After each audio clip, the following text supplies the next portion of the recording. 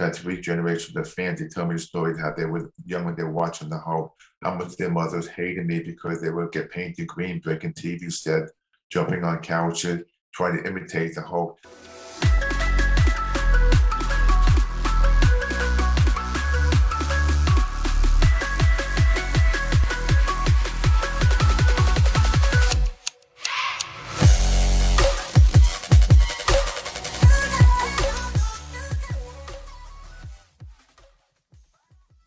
Hello, everyone. I hope you're all having a wonderful day today.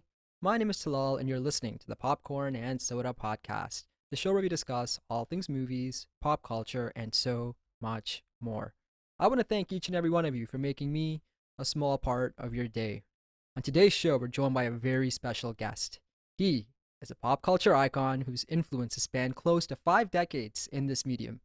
You know him best as Mr. Universe, the Incredible Hulk, and he will be appearing this upcoming weekend, March 18th to the 20th, at Toronto Comic Con at the Metro Toronto Convention Center. On the show today, Mr. Lou Ferrigno. How are you, Lou? Good afternoon. How are you today? I'm doing fabulous, and thank you so much for coming to hang out on the show today, Lou. How have you been over these last few years? We're living in this ever-changing world. What did the last 2 years look like for you? Well, we're going through so much changes because the last few years, I mean, I was home for like 13 months because of the pandemic, COVID. But now that there's kind of subsided, so people want to get out, have fun. I'm excited to come back to Toronto. It's been like 5 years for me. And people want to come to, especially to a Comic Con, because they could bring their kids. It's very exhilarating. It's fun. You get to meet celebrities. I'm excited about coming this weekend for the Toronto Comic Con. Well, we're looking forward to having you back in Canada, and especially here in Toronto. Lou, you're synonymous with popular culture, whether it be Pumping Iron or, of course, The Incredible Hulk. Your performances have influenced millions worldwide. It's a milestone year for you, Lou. Both Pumping Iron and The Incredible Hulk are turning 45 this year. What is it about these projects that make them so relevant today? Well, Pumping Iron, I mean, at the time when I did Pumping Iron, I had no idea because we were trying to get some notoriety from the public. So when it came out, bodybuilding was embraced by the public. Then after that, I ended up doing the Hulk TV series because when people would first see me as the Hulk, they kept thinking of Bill Bixby in a jumpsuit pumping air. They couldn't believe the body was real. But that gave me a chance to visit every country in the world because it became the most one Godfather. Because this year is the 50th anniversary, so I get to play Lightning Montana, so fans get to see me playing a different character in this series. And that's what also my physicality, the bodybuilders. That's why I enjoy the con, because people come up to talk about fitness, about different things I've done. So it's a wonderful connection. Mm-hmm. Now, it's interesting, Lou. The biggest movie franchise in the world is the Marvel Cinematic Universe, and you're one of the pioneers of that genre. Now, I gotta ask, we're entering this multiverse phase of characters in these Marvel movies where past iterations of our favorite characters are coming back. Now, I speak on behalf of millions worldwide.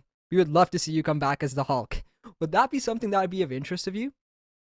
I think I'll probably come back in the future as a different character, maybe play kind of like Samuel Jackson when he played Fury, a good character like that, because the Hulk when entered the series and never be duplicated because it was human.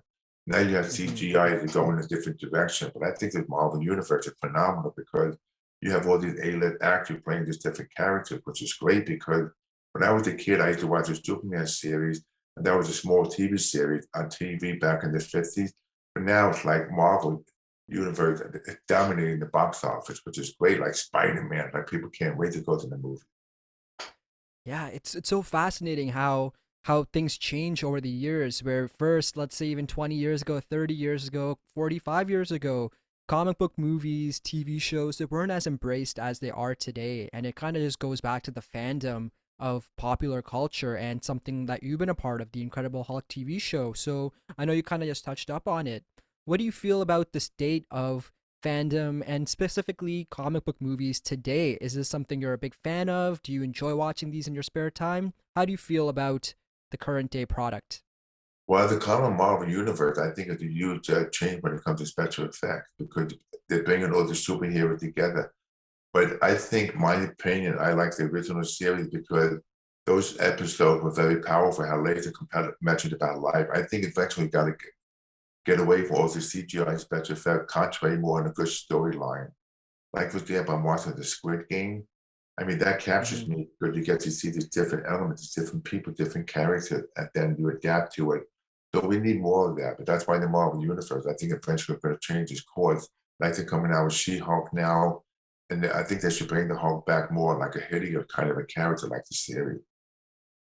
It's interesting you bring that up, Lou, because that's so right, especially something like Squid Game, where it just is based purely on human emotion, human physicality. There's no CGI or anything like that. And all those things are great in their own context and for whatever movie or Marvel or DC or whatever they're trying to portray. But I think what you just nailed it there, especially with having that basic human element of just our feelings. And that's something that your TV show, when you were a part of it, was something that it completely just captured.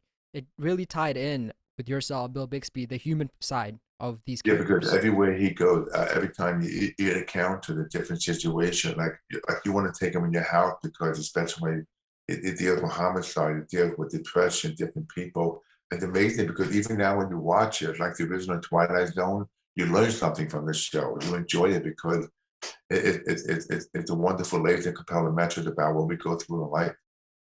Hmm.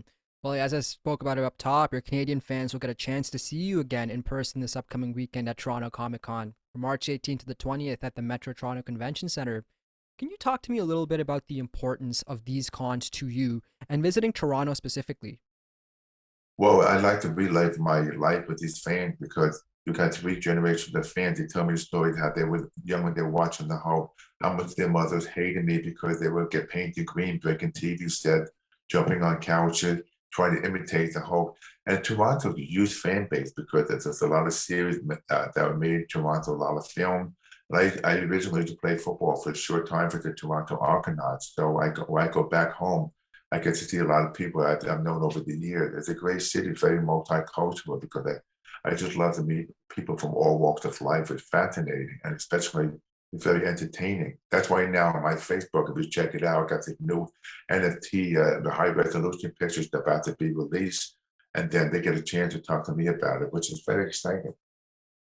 Absolutely, and you just nailed it on that. I think with everything going on in the world over the last few years, I think people are aching to just come back and have that fandom and have those amazing con experiences with someone like yourself, who's meant so much to so many people. So I'm really looking forward to this weekend.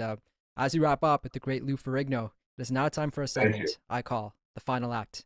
Lou, I'm gonna ask you a series of rapid fire questions about your likes and your dislikes. I just want the first thing that comes to your mind. You up for it?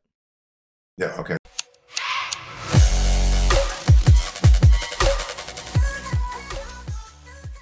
All right. What do you prefer watching more, theater or at home? Home. What is Lou Ferrigno's favorite movie? What's Lou Ferrigno what? What's the Favorite question? movie? Godfather. Favorite workout? Um, Barbell Cure. One effective exercise anyone can do at home. Push-ups. Summer or fall? Summer for sure. Favorite cheat meal? Cheesecake with the strawberry topping on it. That's a good one. Does pineapple belong on pizza? Everything on it. Meat, pepperoni, you name it. All right. And lastly, describe Toronto in one word. Toronto, I would say I love all people. Hmm. And it's like a second home. Bam. You killed it, that Lou. And thank you so much for being a guest on the Thank show you. today and giving me Thank your you. time. And thank you for your contributions to the world of popular culture.